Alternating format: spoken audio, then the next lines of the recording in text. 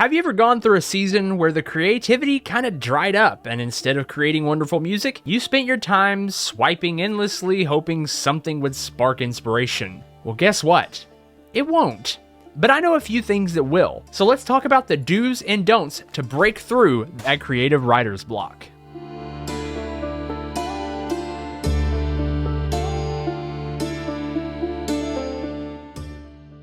A couple of months ago, I was on fire, metaphorically. I was writing more than ever. I was creating almost every single day. I was in the zone, and then I got COVID. And then COVID sparked an autoimmune response where basically my joints have locked up in my knees, and needless to say, my creativity went from like the Pacific Ocean to a parched puddle in the middle of a desert. I'm so parched. I had to focus on my health more than my passion, and that's kind of where we're starting today. Because there's absolutely nothing wrong with losing your creative spark. As a matter of fact, that's pretty freaking common. Creative folks love to compare creativity to some fleeting thing, like a little hummingbird. Any wrong move and you scared it away. But let me be blunt. Creativity is a muscle. You want to grow it? Go lift heavy crap.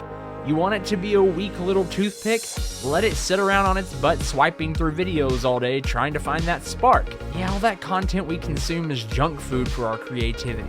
We gotta get out there, we gotta get to work, we gotta create. That's the only way to be able to get back into the creative flow, is just to get into it. But how do I overcome the blank project syndrome? It's so scary just staring at a blank page or a blank project in my DAW. Tip number 1. Shut up and sit in the quiet. But isn't that the opposite of creativity? No, it's not. So many times our creative ideas don't have room to grow. There are too many weeds in the garden. We're too focused on downloading some new plugin or finding the perfect theme or focusing on that project we had an idea for like 2 years ago, but we still haven't gotten around to even beginning writing the first stanza for, and it just sits there staring at us, waiting on us to do something with it and making us feel disappointed in our lack of motivation. It just clouds our thoughts. So turn it off.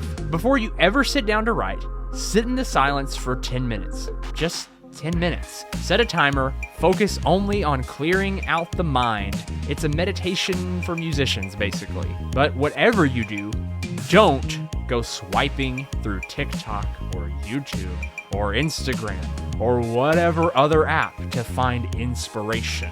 You found your way to this video to distract you from creating. Let this be where you hop off the content consumption bus and get to work. Tip number 2. You just gotta start, okay? Get out the instrument. Open a new project in your DAW. Don't worry about setting a key or a time signature. Just get the equipment in front of you and start pressing buttons. Start picking notes. Start humming any tune that comes to mind. The goal here isn't to write the next rock and roll ballad or blockbuster film score, okay? The goal is to give the subconscious mind room to vent. But don't start playing the same 5 songs you learned years ago. Those are off limits. Playing Smoke on the Water for the 8,000th time keeps you in that rut, and that rut is exactly why you can't figure out how to create something new. Abandon what you think you know, put new notes together, even if they aren't in the same scale, even if they don't sound right to you the first time through.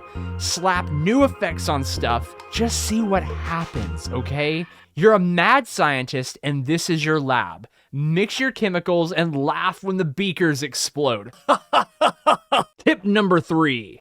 Follow the flow. Once you find a catchy little riff or a sultry tune, run with it.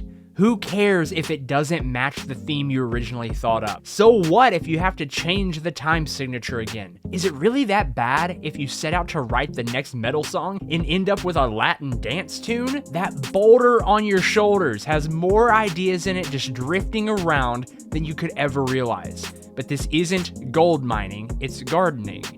You plant the seed, you watch it grow. There isn't gold in them there hills, okay? Don't try to force it. The more you try to force it out, the longer that seed takes to germinate, and the longer it takes to germinate, the longer it takes to see anything pop up from the ground that even resembles a finished product. And the longer it takes to see progress, the more discouraged we get trying to get that creative journey going. Give it space, watch it grow. Tip number 4, do it for you first. Content coaches and people who love to teach about how to go viral and all that crap love to teach the idea that we need to create what our audience wants, not what we want. This is a modern way of making content that can garner tons of engagement, don't get me wrong, but it also kind of leaves us, the artists, feeling like a piece of meat for the industry to chew on and spit out. I see this all the time with TikTok accounts, especially, that go viral and boom, now all their page consists of is 100 rehashings of the same video, hoping to kind of stay in the spotlight and keep some of that fame, right? Recognition is very addictive, but like most substances, recognition isn't a sustainable food source long term. Your art has to nourish you first. There is truth to marketing your work and giving your audience what they want. Marvel Studios is built and has thrived because of fan service, so we know that tactic does work and is good for content creation to some extent. But we aren't talking about music promotion in this video. We're talking about getting that creative flow back and getting into that creative flow. We can talk about that later, but right now, just don't constrain yourself. You don't have to create something that sounds like something else you made that went viral.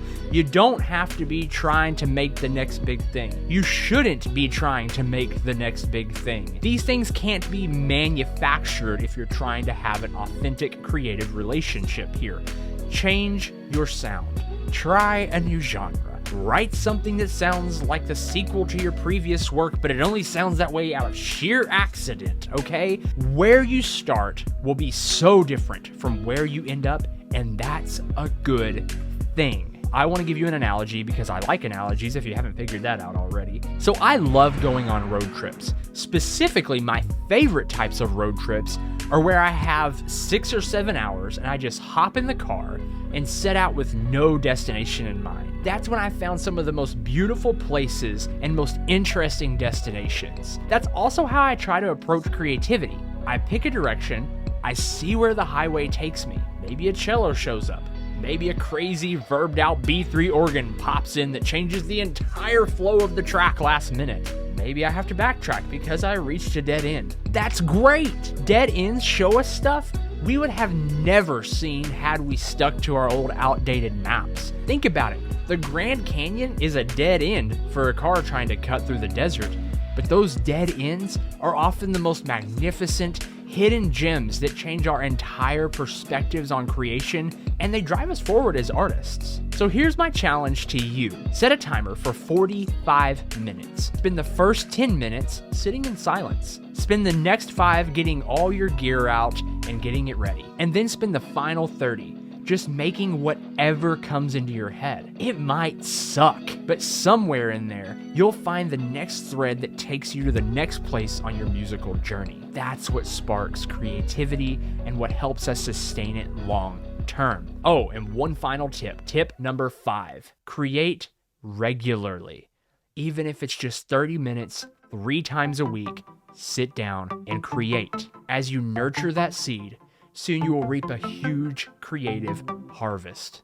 Gosh, that's such a beat up analogy, but you will. Soon you'll be driving to work and ideas are just gonna start flying through your head at 90 miles an hour. And hopefully you're not driving 90 miles an hour because that's dangerous, but the ideas, they'll be going 90 miles an hour, okay? They'll be gushing out of you and you'll be chomping at the bit just to get back and work and see where they lead. You'll become a true creative explorer in the jungles of your own creative thinking, and you'll discover things you never could have dreamed of that are thriving behind your eyes and between your ears. That's your brain, by the way. And one more thing here, just a quick little tip. Don't let them pass you by. Okay, it truly sucks when you have an amazing idea and convince yourself you'll remember it only to forget it by the next time you get to your creative space, and then you sit there questioning your entire existence.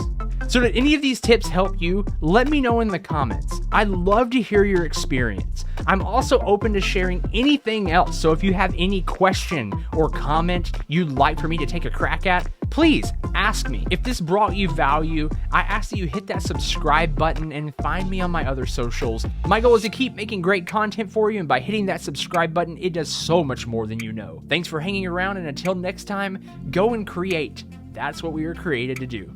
Cheers.